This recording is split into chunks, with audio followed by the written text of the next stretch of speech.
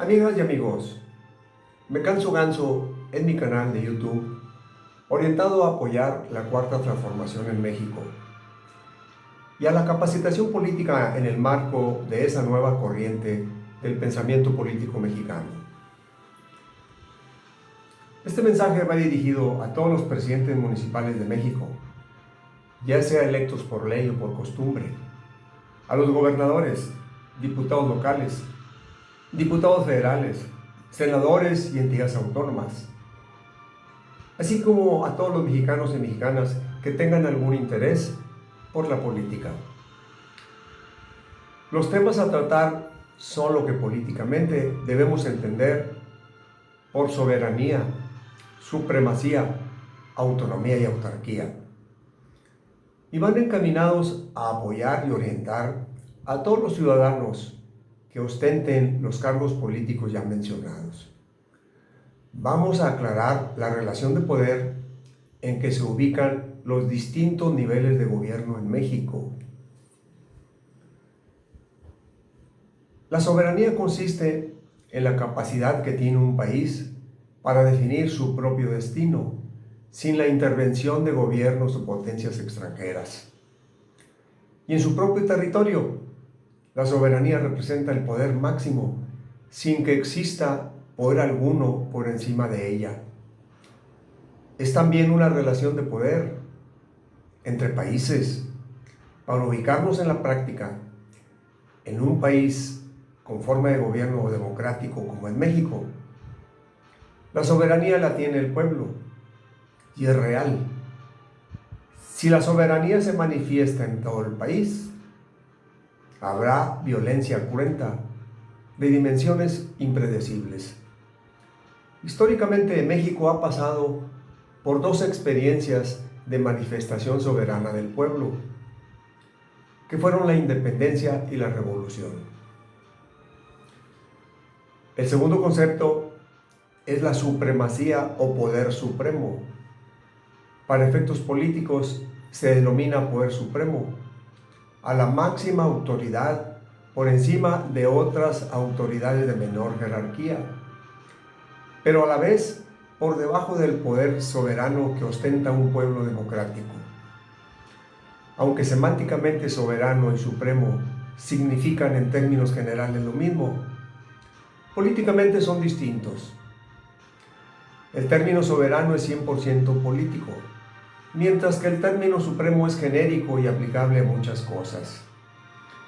Por ejemplo, el poder supremo de una sociedad anónima es el Consejo de Accionistas.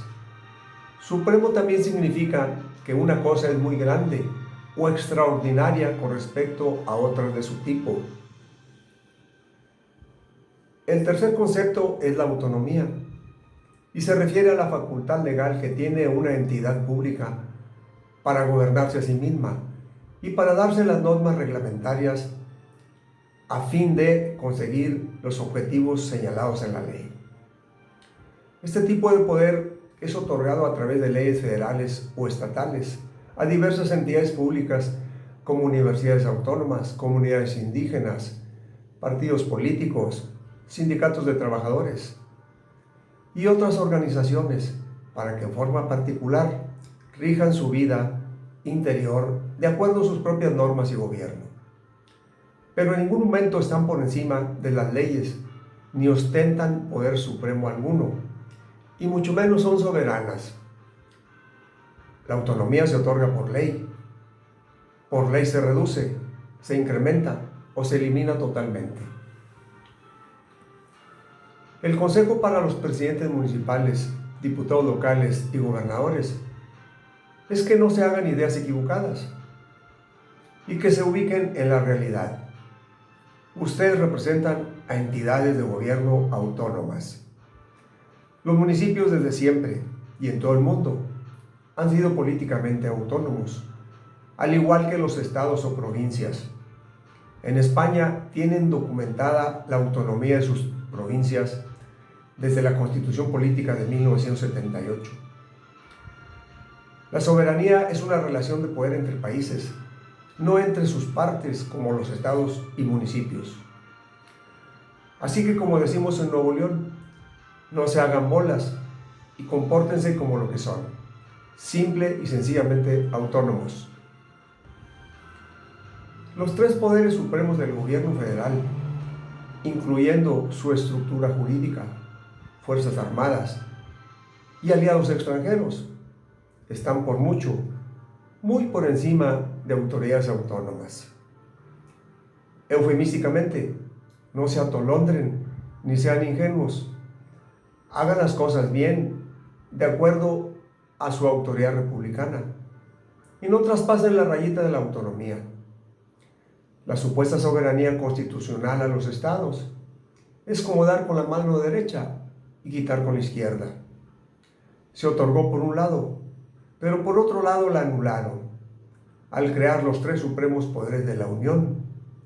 Y con ese doble discurso, calmaron los ánimos separatistas de algunos gobernadores facciosos de la época de la Reforma en México. Al grupo de gobernadores popularmente llamados golpistas, por querer separarse del pacto fiscal, les conviene más ser reformistas que golpistas. Ubíquense en su autonomía, porque soberanos ni de hecho ni de derecho lo son.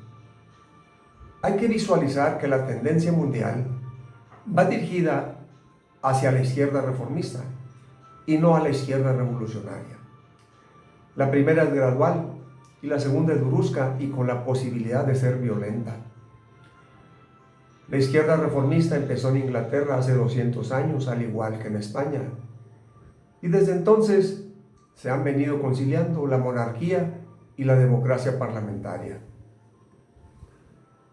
La aclaración de los conceptos políticos anteriormente mencionados obedece a que hay personas con cargos públicos que continuamente se confunden, como algunos presidentes municipales que al no conocer el lugar que ocupan respecto a los demás poderes de gobierno, se comportan como si fueran soberanos o supremos, e interpretan equivocadamente lo establecido en la Constitución Política de los Estados Unidos Mexicanos respecto a que los municipios son libres, lo cual implica que ser libres no quiere decir que son soberanos o superiores a los demás poderes públicos, sino que son simplemente autónomos y ocupan el nivel más bajo de gobierno en la estructura política nacional. Primeramente están subordinados a los poderes estatales, y estos a su vez están subordinados a los supremos poderes de la Unión de alcance nacional. En similar situación están algunos gobernadores que creen ser libres y soberanos porque la Constitución así lo establece, pero en realidad son autónomos al igual que los municipios, aunque con un grado de autonomía más amplio, pero igualmente no deja de ser autonomía. Y ese estatus viene desde la Constitución de 1857. La soberanía constituye una relación de país a país y no entre entidades federadas.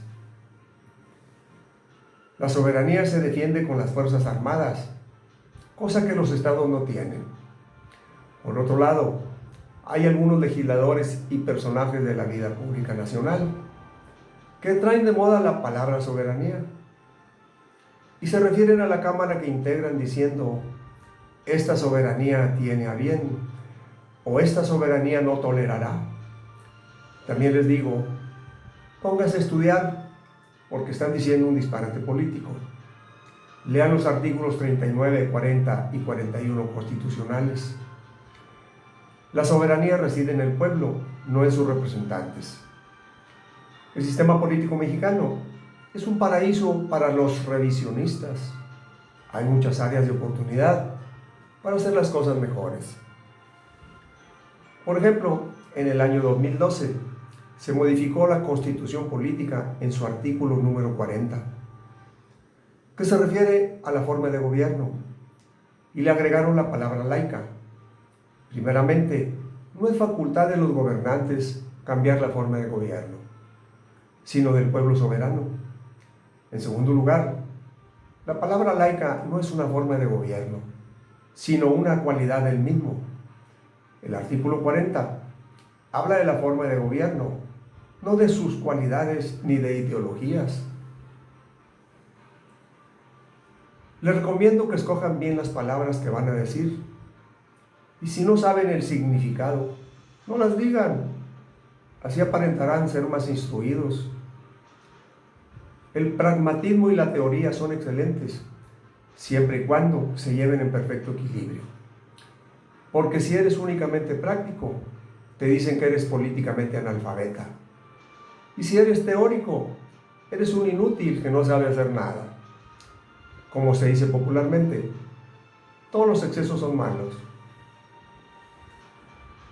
El cuarto concepto es la autarquía, la cual puede definirse como la capacidad económica que tiene un país para producir todos los bienes necesarios sin realizar comercio con extranjeros. El país que pretenda vivir en la autarquía deberá satisfacer sus necesidades ajustándose a sus propios recursos, sin recurrir a la importación de productos extranjeros. La autarquía pretende alcanzar la autosuficiencia alimentaria y la independencia industrial, comercial y financiera. Este término, aunque es de carácter económico, tiene relación directa con la soberanía de los países. En ocasiones se confunde el término de autarquía con el de autosuficiencia, lo cual es incorrecto, ya que este último se refiere concretamente al autoabastecimiento alimentario, pero no a la independencia industrial, comercial y financiera. Un país es autosuficiente cuando produce todos los alimentos que necesita o cuando, teniendo excedentes de cierto tipo, los exporta para importar los que le hacen falta, siempre y cuando sus importaciones no rebasen a sus exportaciones. De lo contrario, dejaría de ser autosuficiente. Muy bien pudiéramos decir que en la medida que un país sea autárquico, tendrá mayor o menor soberanía, ya que la dependencia económica del extranjero en alto grado obligadamente tenderá a debilitar y relativizar la soberanía de cualquier país. Por lo tanto, un país que esté muy orgulloso de la soberanía deberá primero estar orgulloso de tener un alto nivel de autarquía. El gobierno de la Cuarta Transformación tiene dentro de sus objetivos prioritarios no depender tanto de los préstamos extranjeros, porque eso vulnera la soberanía de México y de los mexicanos. Por otro lado, tiene la oportunidad histórica de fortalecer la unión de la Federación, modificando el metafórico estatus constitucional de los estados, es decir, ubicarlos en lo autónomo que son y no en lo soberano que creen que son. Muchas gracias. Nos vemos en el próximo video en mi canal de YouTube Me Canso Ganso.